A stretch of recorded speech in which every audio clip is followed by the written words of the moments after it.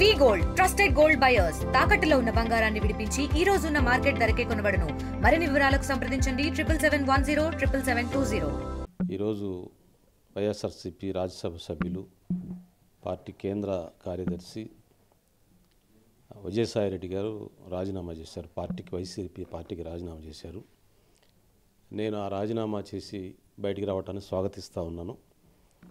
ఆయన అక్కడుండే శశికళ, ఆంధ్ర శశికళ సజ్జల వేధింపులు భరించలేక అతను బయటకు వచ్చాడు.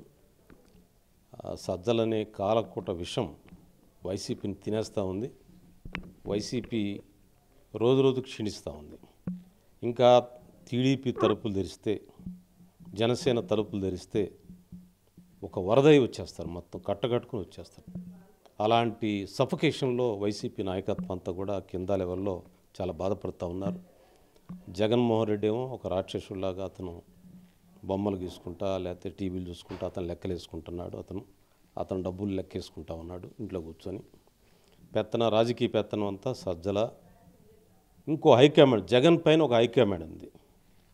అంటే సుప్రీం అంటారు కదా మన కల్కి సినిమాలో, ఆ సుప్రీము ఈ సజ్జల రాజకీయ పెత్తనం చూస్తూ ఉన్నారు. జగన్ రెడ్డి ఏమో డబ్బులు పిచ్చోడు, అతను డబ్బులు లెక్క చూసుకుంటా ఉన్నాడు. దాంతో క్యాడర్ మొత్తం కూడా నిస్తేజంగా ఉంది. అందరూ ఎమ్మెల్యేలు, జిల్లా అధ్యక్షులు మొత్తం కూడా కట్టకట్టుకుని బయటికి రావడం సిద్ధంగా ఉన్నారు.